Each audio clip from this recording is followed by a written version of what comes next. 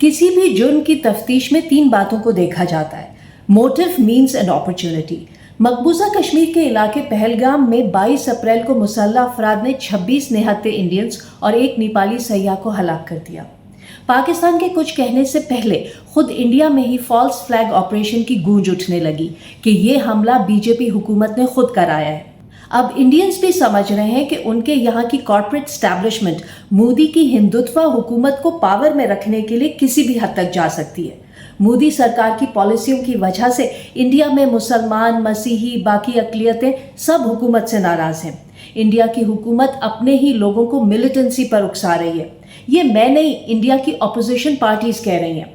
तो पहले आते हैं मीन्स और अपॉर्चुनिटी पर कि हमला करने के वसाइल और मौके किसके पास थे। लाइन ऑफ कंट्रोल से पहलगाम तकरीबन 250 किलोमीटर दूर है, वो भी ऊंचा नीचा पहाड़ी रास्ता है। मकबूजा कश्मीर का शुमार दुनिया के हाईली फोर्टिफाइड इलाकों में होता है। वहाँ कोई 9 लाख फौजी और नीम फौजी तैनात हैं। बकौल इंडिया के वहाँ बाहर की कोई चिड़िया भी पर नहीं मार सकती। तो चांस यही है कि या ये फॉल्स फ्लैग है, नहीं तो डोमेस्टिक मिलिटेंसी। हमले के 2 रोज बाद नई दिल्ली में ऑल पार्टीज इजलास हुआ। उसमें भारतीय वजीर दाखिला अमित शाह ने पहलगाम में इंटेलिजेंस फेलियर का एतराफ़ किया। उस मीटिंग में मकबूजा कश्मीर की सियासी क़यादत को शामिल नहीं किया गया था। हमले से 2 हफ्ते पहले 8 अप्रैल को श्रीनगर में एक हाई लेवल सिक्योरिटी मीटिंग हुई थी। मकबूजा कश्मीर के वजीर आला उमर अब्दुल्ला को उस मीटिंग में भी शामिल नहीं किया गया। बीजेपी के वजीर दाखिला अमित शाह ने खुद मकबूजा कश्मीर में सिक्योरिटी फोर्सेस और इंटेलिजेंस का जायजा लिया था। बिल्कुल यही चीज़ 2019 के पुलवामा हमले से पहले भी हुई थी। उस वक्त मकबूजा कश्मीर के गवर्नर थे सत्यापाल मलिक। उन्होंने नामवर भारतीय सहाफ़ी करण थापर को इंटरव्यू में बताया था कि नरेंद्र मोदी ने उन्हें सिक्योरिटी की खामियों पर खामोश रहने को कहा था। इतने संगीन मामलात में इत्तेफाकात नहीं हुआ करते, तो ये ऐन मुमकिन है कि मोदी सरकार ने दोनों मर्तबा जानबूझकर दाखिली खतरात की इंटेलिजेंस वार्निंग को नज़रअंदाज किया ताकि उसकी आड़ में फॉल्स फ्लैग ऑपरेशन कर सके। पहलगाम तक के रास्ते में चप्पे चप्पे पर चेक पॉइंट्स हैं, लेकिन हमले के वक्त वहाँ एक भी फौजी या पुलिस वाला नहीं था। उनको आने में ही वहाँ पे आधा घंटा लग गया। अब आए सबसे अहम चीज़ पर, मोटिव, कि किसको फ़ायदा पहुंचा या कौन फ़ायदा उठा सकता है। पहलगाम हमले से इंडिया कुछ नहीं तो 4-5 बड़े बड़े फ़ायदे उठाना चाहता है। फ़ायदा नंबर 1, इंडिया पिछले कोई 10-12 साल से पाकिस्तान पर जोर दे रहा है कि वो सिंध तास मुआहदे पर दोबारा मुज़ाकरात करे। इंडिया का कहना है कि वो मौजूदा मुआहदे से खुश नहीं है, पाकिस्तान का कहना है वो खुश है, वो मुज़ाकरात क्यों करे। प्रॉब्लम यह है कि 1960 के इस मुआहदे का ज़ामिन वर्ल्ड बैंक है, इसलिए भारत यकतरफा तौर पर तो ना इसे ख़त्म कर सकता है ना तब्दील कर सकता है। ये बात उस नोटिफिकेशन से मजीद क्लियर हो जाती है जो इंडिया ने पहलगाम हमले के 2 दिन बाद पाकिस्तान को भेजा।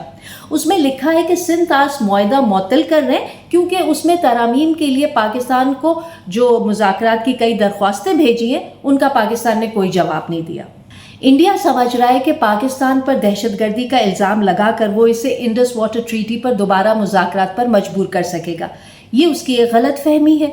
दरियाए सिंध पाकिस्तान की लाइफ लाइन है, वो इस पर कभी कॉम्प्रोमाइज़ नहीं करेगा। फ़ायदा नंबर 2, मकबूजा कश्मीर समेत इंडिया भर में मुतनाज़ा वक्फ तरमीमी कानून पर हंगामा मचा हुआ है।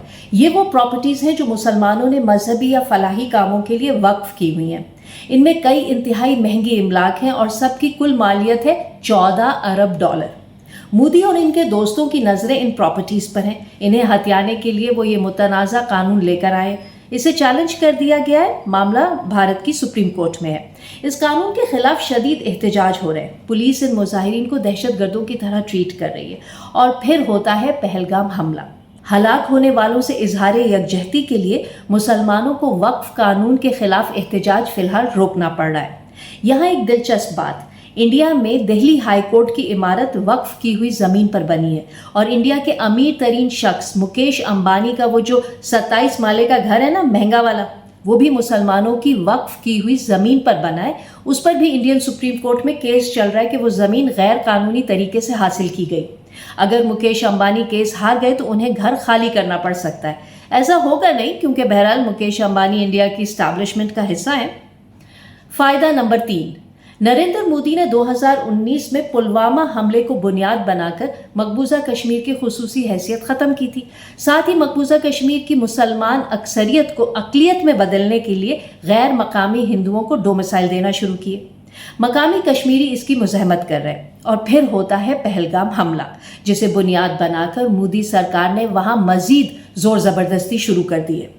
मकबूजा कश्मीर की बेशतर सियासी क़यादत को जेल में डालकर मोदी हुकूमत ने सितंबर 2024 में इंतखाबात कराए, जो उमर अब्दुल्ला की जम्मू कश्मीर नेशनल कॉन्फ्रेंस ने कांग्रेस पार्टी के साथ मिलकर जीत लिए। बीजेपी से ये शिकस्त हजम ही नहीं हो रही। इसका इशारा मिला पहलगाम के बाद होने वाली इंडियन फॉरेन मिनिस्ट्री की प्रेस कॉन्फ्रेंस में। इंडिया ने पाकिस्तान पर इल्ज़ाम लगाए बगैर पाकिस्तान पर पाबंदियां लगा दी और शुरू यहां से किया कि पहलगाम हमला इसलिए हुआ क्योंकि मोदी सरकार ने मकबूजा कश्मीर में कामयाब इलेक्शन कराए। मतलब वो इलेक्शन जो मोदी साहब हार गए और जिसके बाद वो वहां की मुंतखब जो क़यादत है, सियासी क़यादत है, उसको सिक्योरिटी मामलात से अलग रखे हुए हैं। इसे कहते हैं चोर की दाढ़ी में तिनका। फायदा नंबर 4, पिछले चंद साल में इंडिया की आलमी रेपुटेशन बहुत ख़राब हुई है। कनाडा और अमेरिका में सिखों के कत्ल के केसेस हों, यूरोप में डिसइंफॉर्मेशन स्कैंडल हो, इंटरनेशनल करप्शन केसेस हों, या फिर इजरायली फ़ौज के साथ मिलकर फ़लस्तीनी नस्ल कुशी के भयानक वाक़यात, बीजेपी हुकूमत की वजह से दुनिया अब इंडिया को हिंदू दहशतगर्द मुल्क के तौर पर देखना शुरू हो गई है। मोदी सरकार समझती है कि फॉल्स फ्लैग ऑपरेशन से उसे आलमी हमदर्दी मिलेगी, मगर यह भी उसकी गलतफहमी साबित हुई। मगरबी मीडिया हमला आवरों को मुसल्लह अफराद या मिलिटेंट्स कह रहा है। किसी मगरबी मीडिया ने पहलगाम की कड़ी को जबरदस्ती पाकिस्तान से जोड़ने की कोशिश नहीं की और यही बात बीजेपी वालों के गले में अटक रही है। बरखा दत्त जैसे काबिल कदर भारतीय सहाफ़ी और वहाँ के आम लोग भी मोदी हुकूमत से यही सवाल कर रहे हैं कि मगरबी दुनिया में भारत का पाकिस्तान मुखालिफ बयानियाँ अब क्यों तस्लीम नहीं किया जा रहा। बार बार फॉल्स फ्लैग ऑपरेशंस करेंगे तो यही होगा। वो चरवाही की कहानी है ना, जो झूठ बोलता था कि भेड़िया आया भेड़िया आया। एक वक्त आया जब लोगों ने उसकी बात मानने से इनकार कर दिया। अमेरिकी सदर डोनाल्ड ट्रंप ने भी हाथ झाड़कर कह दिया है कि पाकिस्तान और भारत खुद ही किसी न किसी तरह अपने मामला देख लेंगे। फायदा नंबर 5, इंडिया के कौमी सलामती मुशीर अजित डोवल के पूरे करियर का खुलासा ये रहा है कि पाकिस्तान इंडिया का दुश्मन। यही मंजन बेच बेच कर वो अब तक टिके हुए हैं। इंडिया ने पहले भी जो पाकिस्तान में मिस एडवेंचर्स की कोशिश की वो इन्हीं साहब के कहने पर की और मुंह की खाई।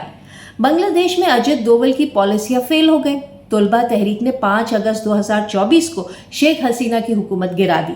पिछले साल अगस्त से इंडियन मीडिया पर बांग्लादेश को लेकर जो रोना पीटना मचा है, उससे साफ पता चलता है कि मोदी सरकार और अजित डोवल का बस नहीं चल रहा, वो क्या करें। बांग्लादेश उनके हाथ से निकल गया है और पाकिस्तान से ताल्लुकात अच्छे हो रहे हैं, तो उन्होंने सोचा क्यों ना एक बार फिर सदियों का बदला लेने की कोशिश की जाए। यहाँ एक और बात कहना ज़रूरी है। डॉक्टर यूनुस ने बांग्लादेश की उबूरी इंतज़ामिया संभालते ही कहा कि वो सार्क तंजीम की बहाली चाहते हैं ताकि जनूबी एशिया मिलकर तरक्की कर सके, यहाँ के लोग गुर्बत से बाहर निकल सकें। मगर इंडिया में भी एक स्टैब्लिशमेंट है, बड़े बड़े business groups, Ambani Adani type लोगों की। मोदी साहब तो इनके फ्रंट मैन है। ये लोग नहीं चाहते कि इंडिया से गुर्बत ख़त्म हो। वहाँ 10% अमीर लोग 80% दौलत पर काबिज हैं।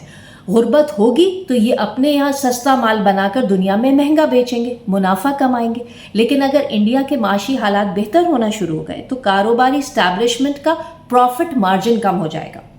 इंडिया अकेले तो सार्क तंजीम ख़त्म नहीं कर सकता, लेकिन तिल मिलाकर उस पर लात मारने की कोशिश तो कर सकता है। पहलगाम के बाद सार्क वीज़ों पर पाबंदी लगाना तो यही जाहिर करता है। एक आखिरी बात, पहलगाम की एफआईआर हमला खत्म होने के ठीक 10 मिनट बाद दर्ज हुई। हालांकि पुलिस स्टेशन वहां से 6 किलोमीटर दूर है। एफआईआर में नामालूम सरहद पार दहशतगर्दों को नामजद किया गया, बगैर किसी तफ्तीश के, बगैर किसी सबूत के 10 मिनट के अंदर ही पाकिस्तान पर इल्ज़ाम ठोक दिया। जाहिर है पहले से प्लान था, बस एफआईआर दर्ज कराने वाले ने ज़रा जल्दी कर दी और इंडिया का भांडा फूट गया। एफआईआर में यह भी लिखा है कि मुसल्लह अफराद ने लोगों पर अंधाधुंध फायरिंग की, लेकिन मोदी हुकूमत और उसकी गोदी मीडिया इस वाक़े को मजहब की बुनियाद पर टारगेटेड किलिंग का झूठा रंग दे रही है और जो इनके झूठे बयानिए पर सवाल उठा रहा है इंडिया में, उसे गिरफ्तार किया जा रहा है।